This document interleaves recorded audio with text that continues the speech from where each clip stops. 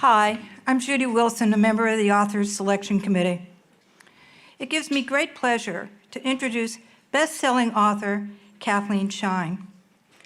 On her website, Ms. Schine writes, with tongue firmly in cheek, that she dreamed of growing up to be a graduate student. Her childhood dream was realized when she entered the University of Chicago's graduate program in medieval history.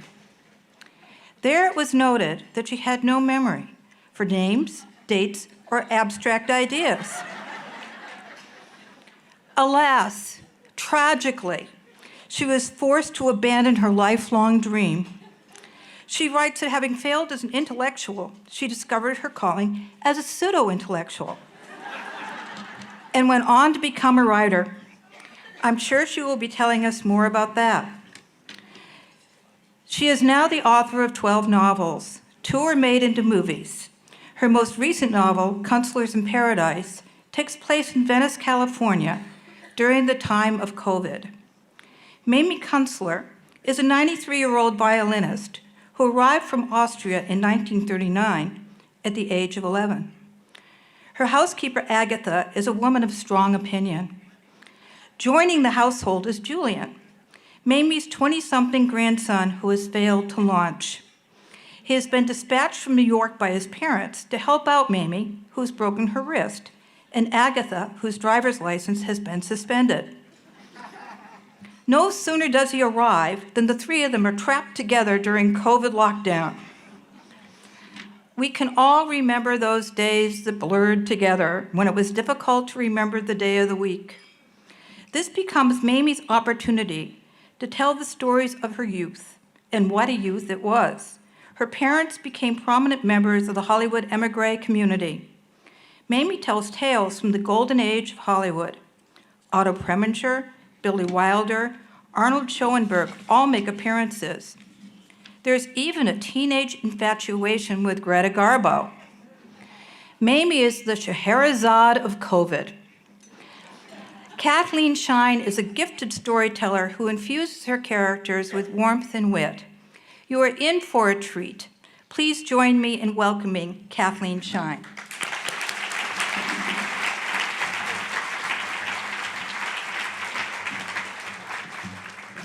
Thank you. I have to open my notebook. I have to go past the recipe for, what is it for? Oh, it's a shopping list for, sorry. The names of my characters for when I forget them. Okay, but even before I thank all of you incredible Pasadena women, I cannot pass up this opportunity to ask you all a very, very important question full of literary and intellectual heft. So my son Tommy is getting married on April 14th around here, and I need to know, can I wear velvet? Seriously, I'm not kidding. You are the only people who can really tell me if it's appropriate. Is it too, no, it's pale blue. Come on. It's too much, too spring? It's spring? A show of hands. Yes? I like you people. No? All right, I got my answer. Not the one I wanted. We'll be returning something that I bought. Thank you. Thank you for that. And thank you for all of this. It's kind of amazing looking out at you. There are so many of you. It's really impressive, and it's impressive in size, certainly, but it's also impressive in flexibility, and I wish nimbility was a word, because these organizers have been so nimble, redoing everything, and so true to what's important, and I really appreciate that.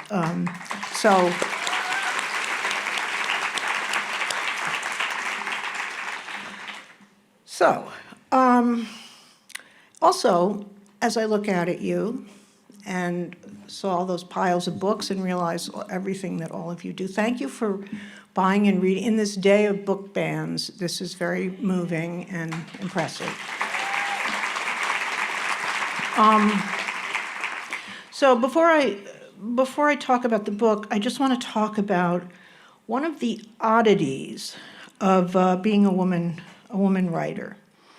Last night, when we lucky authors got together with the intrepid organizers, I was chatting with one of the young authors, and they're all younger than me, and I was feeling kind of young-ish, younger, and I was mildly inebriated, and I mentioned, and there's a context to this, that I was born in 1953, and the lovely young author said, "Oh, so was my mother." But my point in mentioning my year of birth was not to brag about how old I am, but it's this. It's about being a woman born in 1953. As a girl born in 1953, I grew up in a kind of, as a white, privileged suburban girl, I should add, in a kind of sweet spot in terms of professions and what was expected of me. So my mother had to fight expectations in order to go to graduate school, and then work. And the reason I wanted to grow up and be a graduate student is because for most of my life, my mother was a graduate student. She did eventually get her PhD, but I grew up thinking that's what a smart, intelligent woman would do, be a graduate student. But for her, she had to really fight expectations, and a lot of her father, and anytime she'd do anything clumsy or anything, he'd say, "For this, you need a PhD." And my father didn't really approve.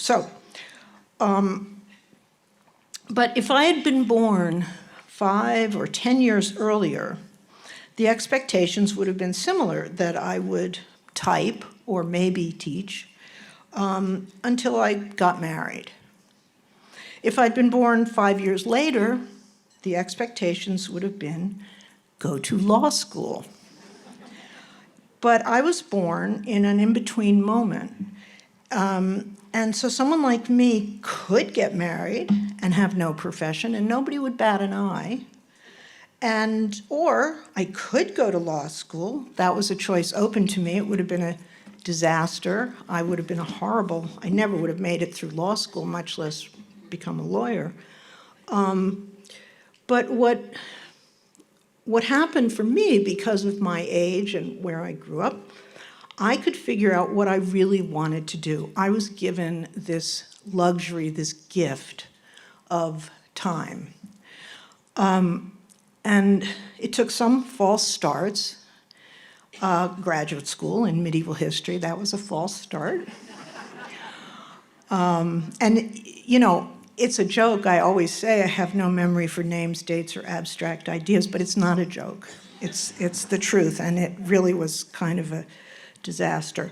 I had a short-lived career in merchandising and fashion, and it was short because I couldn't get a job at all, or even an interview. I don't know what I was on a fellowship in Florence, Italy, studying paleography.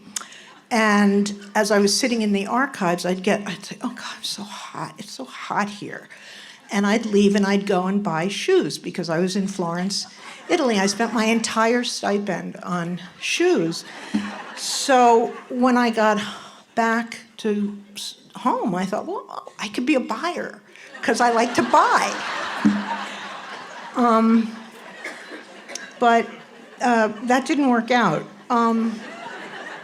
And then I had a stint of living in my mother's guest room in New York, and I would sleep on top of the bed. I'd leave it made up and sleep on top so that when she came in every morning, with the newspaper. We had newspapers then, circled with jobs and apartments.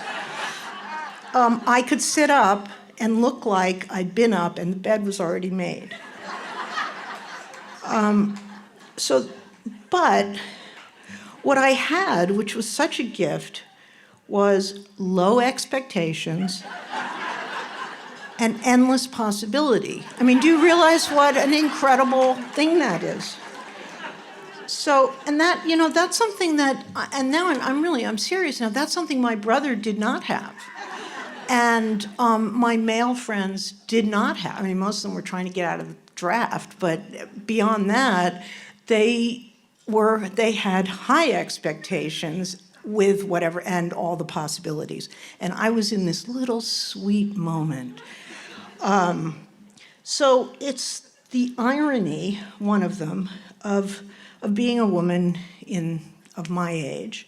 And I think it's the only benefit of patriarchy that I've ever heard of. The only other, and of being born in 1953, and the only other benefit of being born in 1953 and being 71 years old is, as far as I can tell, free parking at the beach, which honestly I cherish.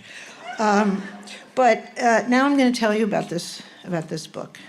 Now we get to the part that's typed. So Kunstler's in Paradise is about exile, California, Vienna, Arnold Schoenberg, Greta Garbo, family, what it means to be Jewish, what it means to be young, what it means to be old, why we need stories, and of course, the necessity of dogs in our lives. Yes.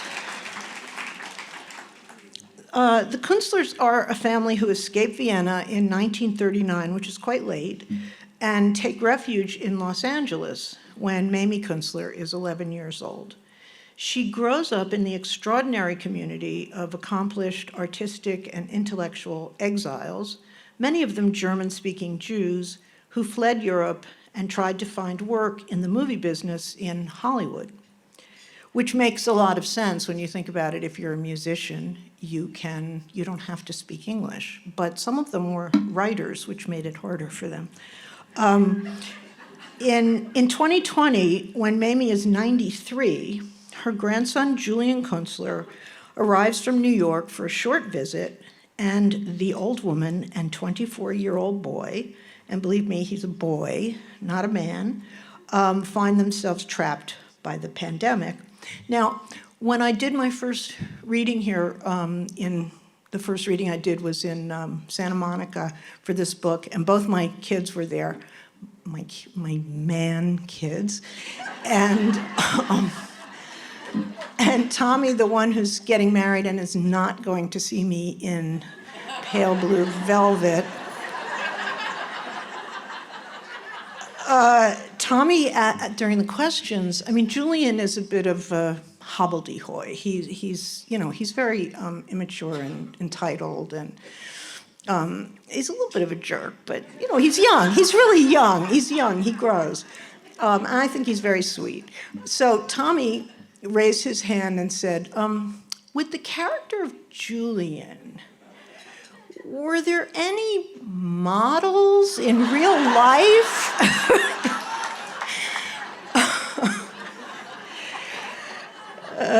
So I had to, sort of wriggle out of that. Anyway, they find themselves trapped by the pandemic in Mamie's Venice bungalow. Or if you're the publicity people for this book, you have to keep saying Venice Beach, because if you don't live here, you immediately think of the other But talk to my wife and say Venice Beach, and she's like, we don't live in Venice Beach. We live in Venice, because it's all different. Anyway, so I'm going to say Venice, and you'll know what I mean. She lives there also with her ancient St. Bernard dog, naturally, and her unintelligible, inexplicable housekeeper. In some ways, the novel is a story about Mamie's stories, the story she tells Julian, her memories of Vienna, of her grandfather, who smells like a cigar, her mother, who becomes a screenwriter through the good graces of the European Film Fund. That was an organization that rescued a lot of Jews by finding them jobs in Hollywood and thereby getting them papers. Her father, a composer whose work is neither known nor encouraged in the United States, and the eminent émigrés who surround Mamie as she grows up. Now, I lived in New York City for almost 40 years. When I left about 15 years ago, I brought all the LA is a cultural wasteland prejudice of a New Yorker with me. I did sort of know that Thomas Mann had lived here because Susan Sontag visited him and wrote about it. I knew there were German-speaking Jewish actors and directors and composers who worked in Hollywood because I watch a lot of black and white movies, and you see their names. But I never put the whole thing together, and I never realized this was a wave of people fleeing Hitler, and they formed a real clan of friends and rivals and enemies who hung out together, helped one another, gossiped, slept with one another. And so there I was working on another project, and there I was, a perfectly ordinary parochial East Coast New Yorker snob, and proud of it, when I discovered I was mistaken. So I was writing about a biography of Gustav Mahler's remarkable and somewhat appalling wife, Alma Mahler. Many of you may know the song about her. I forget the guy's name, Tom. Anyway, there's a very funny song. She married a lot of people or had lovers. Basically, all of modern culture slept with Alma Mahler. And reading about her, I noticed there were all these people, her friends and enemies, and she herself, living in, of all places, Los Angeles. So Thomas Mann, Leon Feuchtwanger, Bertolt Brecht. Now, Brecht hated it here, but then he preferred East Germany, so. But as with most things that really intrigued me, I had accidentally stumbled on this glamorous, ragged, exhilarating, and tragic world. And I was completely fascinated by these Germans and Austrians and Eastern Europeans, so famous in Europe and practically unknown in the United States, suddenly waking up in a sunny cultural wasteland. Because at that time, it really was a kind of, in terms of high culture, a cultural wasteland. And these people created high culture in Los Angeles. But I didn't want to write a straight historical novel. I didn't really think I could. I thought it would get too fussy because I like to do research, and then I'd put in the origin of the yarn that was in the dress. And so I was worried about doing it because I hate that in historical novels, and I had a feeling I'd end up doing that. And another thing was, so many of the émigrés had written their own stories, and so beautifully. There are so many memoirs, and they're from the period that they're so moving. And I have to say, I was heavily, maybe deeply is a better word, influenced by the memoirs and letters I read. That's a translation for I stole all their stories. But very respectfully. But I also wanted to discover these stories in my own way. And I wanted to understand the idea of exile, of leaving everything that is familiar and cherished, of trying to absorb a new world and fit into a new culture. But I really wasn't sure how to do it. And I was quite stuck, and I was writing nothing. I talked to a friend and I said, I've been working on this book now. I've been writing. I'd already done a lot of research. Been writing it for a year. I have 20 pages, and only 2 of them are good. And she said, "You have 2 good pages? That's wonderful, Kathy." And I thought, yeah, that's how we writers help each other out. And then COVID struck, and that was it. And I thought, well, it doesn't matter what I've written or not. I'm not writing another book. This is the end of the world. This is a nightmare. I can't write. Everything's horrible. And I just went into that kind of initial COVID depression that I think many people experienced. And I thought, what's the point of writing my, funny little book about the Holocaust? Why would I, And then, and so the only thing I could focus on, to the extent that I could focus on anything, was whatever I was sort of staring at right in front of me, like that. I mean, I just couldn't, I was hopeless. And usually what was right in front of me in those early days of the pandemic was Jasmine, because I was usually sitting in our little garden with closed notebook, capped pen, slammed shut computer, staring mindlessly straight ahead. And the jasmine was blooming like crazy.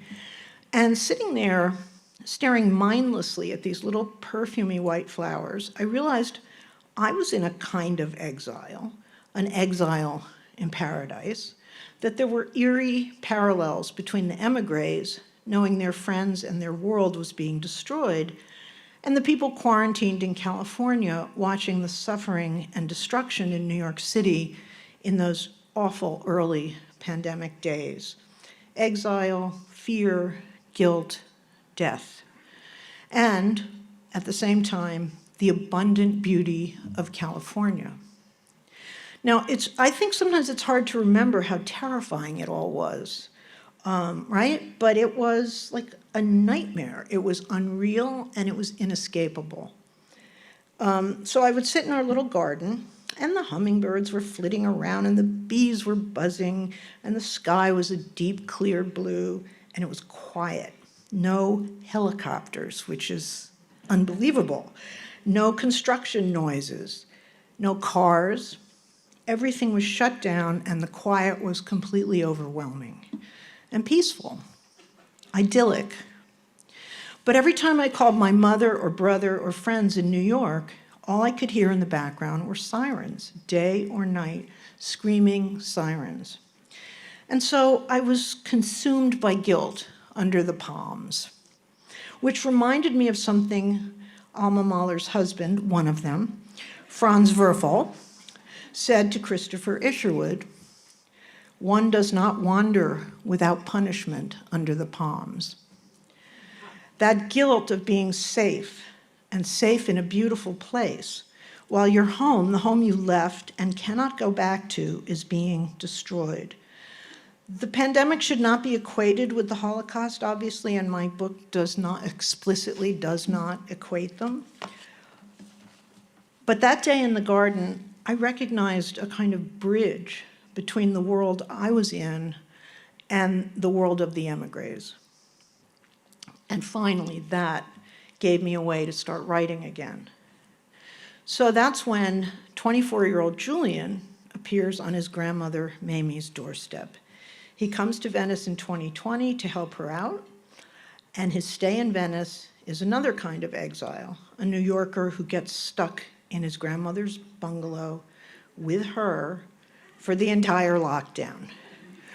Horror movie or comedy? Anyway, it turns out it's actually a chance for this kid to grow the hell up and for Mamie to pass on the stories of her emigre life in that tight, fraught German-speaking colony, pass it on to another generation.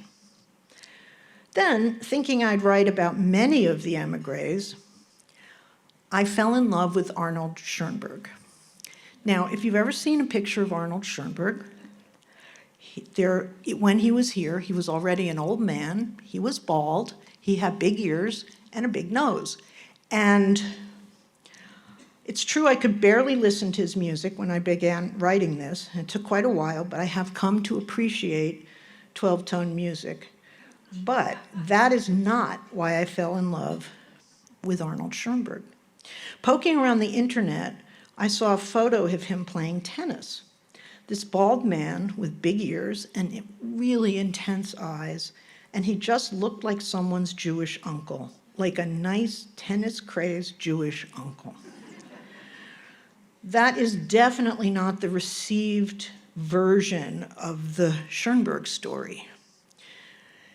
He's meant to be, because his music was so difficult, he's always interpreted as this very difficult person, and he was very edgy and egotistical and constantly getting into fights with people. But his story is full of these wonderful contradictions. He was very stern, and he was incredibly goofy. He was an inventor. He invented toys and games for his young children, wonderful toys and games. He was a talented painter, though most of his paintings are self-portraits because he was egotist, but he was really good. And the house of this brilliant, underappreciated egotist was filled with noisy little children and dogs. There was just something so human about him, about this world-famous, bitter, bristling genius who wound up teaching undergraduates at UCLA before there was even a music department and was completely underappreciated. They'd have to like roll a piano in from some other room. And who knew he had done something revolutionary, but was practically invisible in the United States, especially in LA. And then he had a feud with Thomas Mann that divided the entire German-speaking colony and caused Schoenberg one day to run up to a friend at the Brentwood Country Mart yelling in German, "I do not have syphilis." So, I mean, come on, right? The man is irresistible. But you may ask, how did you get from Schoenberg to Greta Garbo? Well, you know, the simple answer is she's Greta Garbo. She was also a close friend of an Austrian actress and screenwriter named Salka Vertel, whose memoir, The Kindness of Strangers, which I highly, highly recommend to anyone who lives in this area and anywhere, that was a real inspiration for my book. And Garbo is such a strange character. She's so enigmatic, so seductive, and sometimes it seems so dull, and very much a part of that emigre community. So just imagine my joy when, as I'm sitting there writing, and little Mamie is on the beach, suddenly out of the fog comes Greta Garbo. It was a wonderful authorly moment. And Mamie is immediately enamored with her, and so was I. Mamie spends a lot of time on that beach, often with her grandfather. They're very, very close and take walks together. And I also wanted to write about the relationship between grandparents and grandchildren. How different it is from the relationship between parent and child. Mamie and her grandfather, Julian and Mamie, those relationships can be so strong and so meaningful in a completely unique way.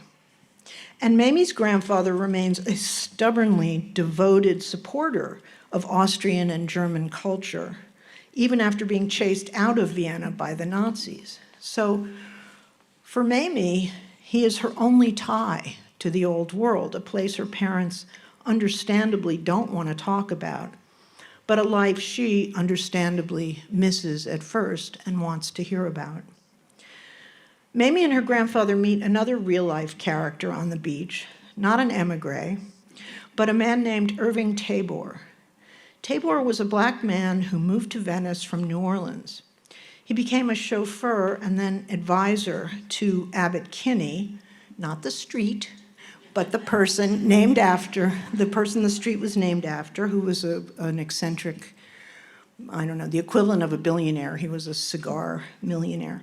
And he was the founder of Venice of America, which he wanted to turn this swampy. He won it in a coin toss, and there were two parcels of land.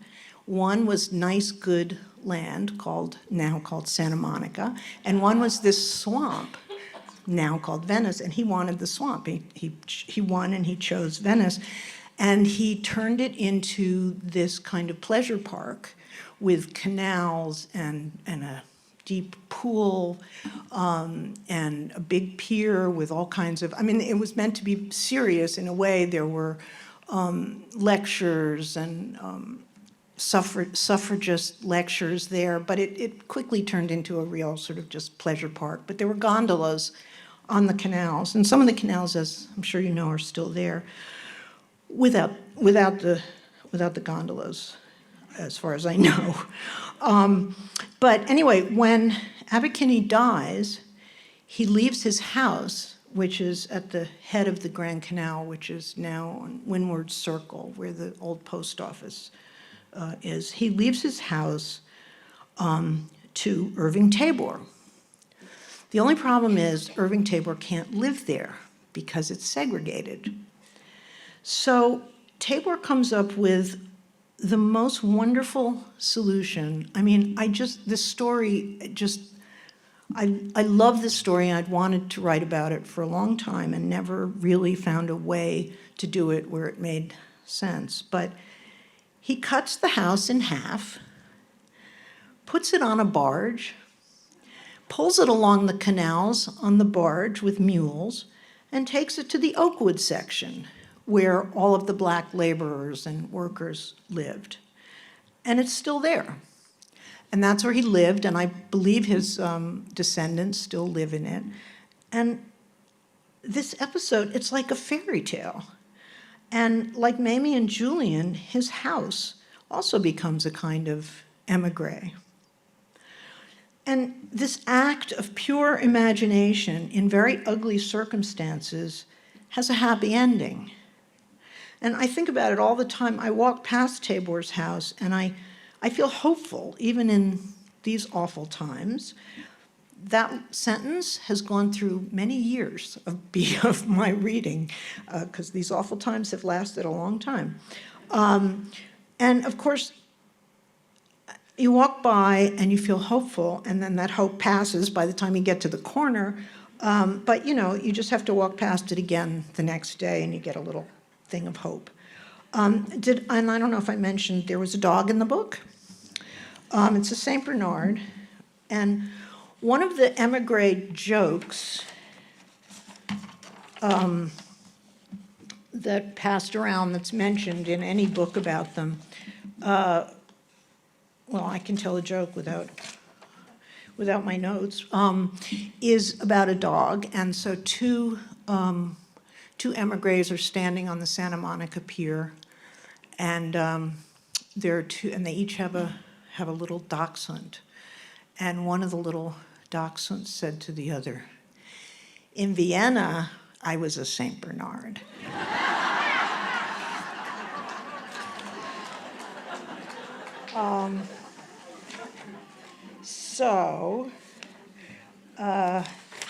Let me see if I have anything else important to tell you. I mean, now that we've settled the velvet issue, I don't think so. Okay, so now I think I have time for, I'm going to tell you a Jewish joke, because I did with another book where I was on the JCC circuit, and I started telling this joke, and I can't resist this big an audience for not telling this joke. So I'm going to tell you this joke quickly. It's a physical joke. It requires me to pretend that this is a napkin. So a guy is sitting in a Jewish deli in New York, and the waiter comes up, and the waiter walks like that. My grandmother used to tell this with the napkin.